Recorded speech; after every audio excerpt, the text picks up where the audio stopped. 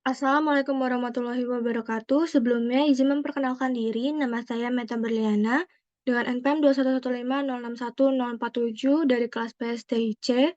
Pada kesempatan kali ini saya akan mendemonstrasikan bagaimana cara pembuatan CDM, Conceptual Data Modeling, dan juga PDM, Physical Data Modeling, dengan menggunakan aplikasi Power Designer seperti pada percobaan praktikum 2. Nah, yang pertama harus kita lakukan adalah kita buka dulu aplikasi dari Power Designer-nya. Kemudian di sini kita bisa, ketika kita ingin membuat model baru, kita create model. Dan di sini kita bisa memilih untuk model types-nya yang conceptual diagram karena kita mau membuat CDM. Ya, sebelumnya kita juga bisa memberikannya nama atau kita bisa ganti namanya di sini.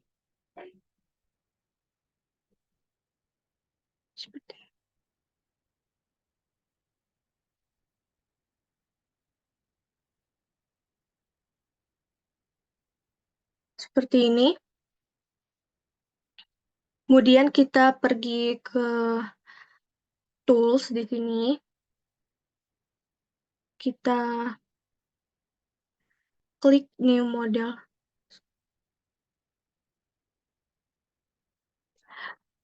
Kita ke model option. Kemudian ada notation di sini kita ubah jadi entity atau relationship karena kita ingin membuat entity relationship. Kemudian di sini di naming convention ini semuanya harus kita ubah ke lowercase. Jadi kita bisa langsung saja untuk mengubah semuanya di naming convention-nya kita lowercase.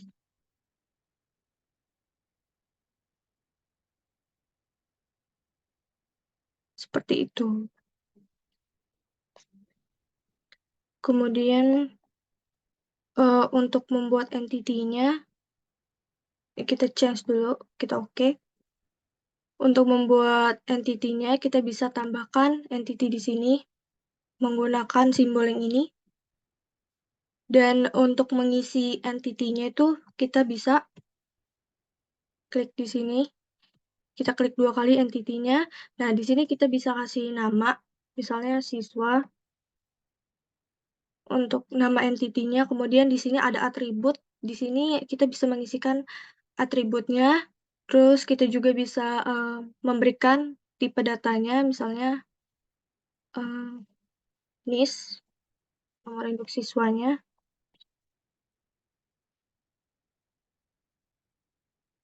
Kemudian kita bisa pilih tipe datanya di sini. Misalnya integer. Dan di sini kita bisa menentukan apakah dia mandatory yang harus diisi, apakah primary key, dan untuk dia ini untuk display-nya.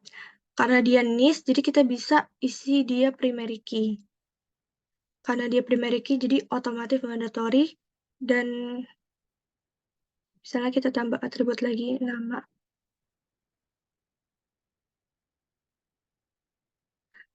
Dan di sini kita isi mandatory dengan varchar 100. Tipe datanya.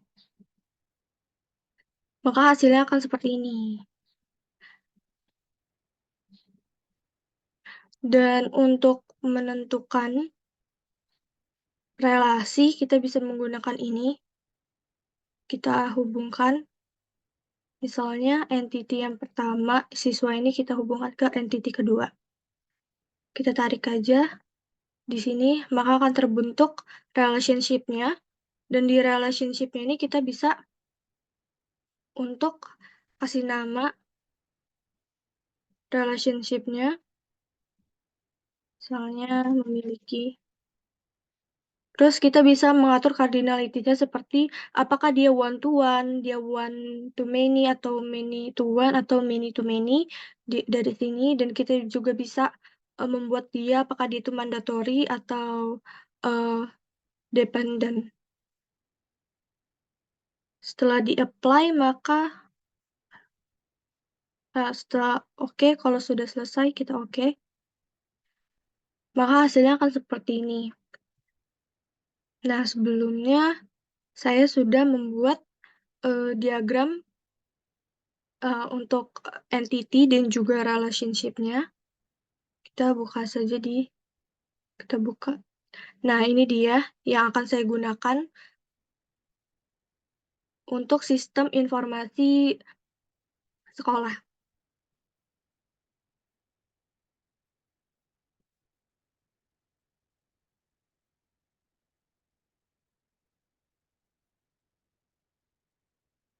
Nah, di sini sebelumnya saya akan mengatur seperti tadi dulu. Ini untuk kita ke tools, kita ke model option,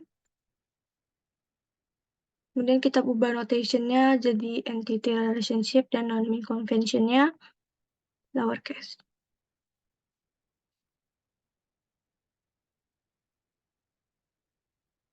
Oke, sudah selesai. Nah, kita juga bisa mengatur domain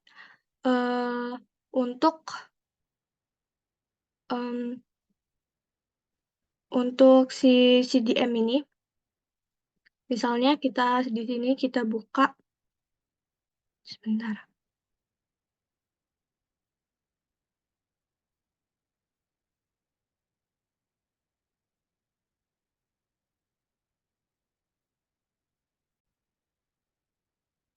Nah, kemudian di sini kita di sistem informasi sekolah ini, karena dinamakan sistem informasi sekolah, kita klik new dan kita klik domain. Ini untuk menentukan, mengelompokkan suatu tipe data, misalnya varchar 50. Oh, sebentar.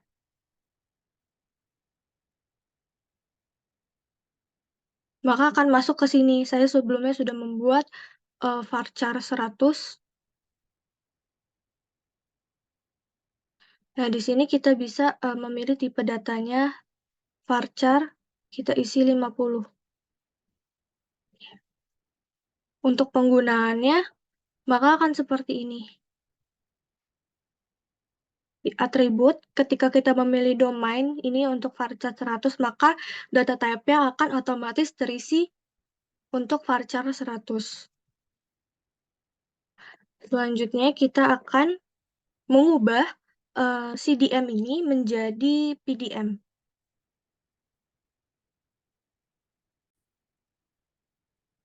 Jadi kita pergi ke tools, terus kita buka physical data model. Nah, di sini kita memilih di BMS-nya MySQL 5.0 dan kalau sudah kita oke,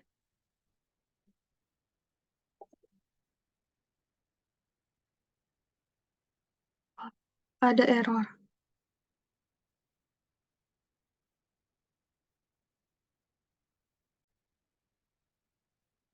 Nah, setelah memperbaiki tadi beberapa error, maka hasil PDM-nya akan seperti ini.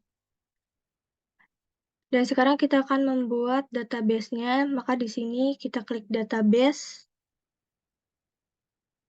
Kemudian kita buka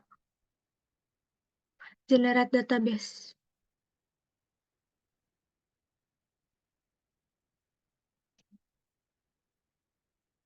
Kemudian,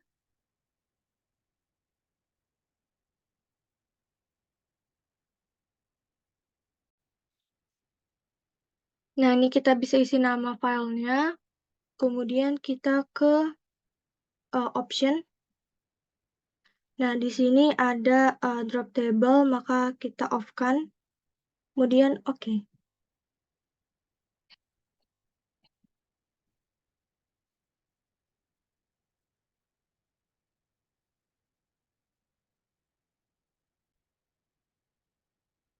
Memperbaiki adanya error, di sini kita bisa lihat jika terjadi errornya di result list. Kemudian setelah di-generate maka hasilnya akan muncul di file yang kalian simpan.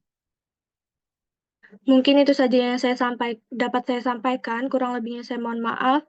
Terima kasih. Wassalamualaikum warahmatullahi wabarakatuh.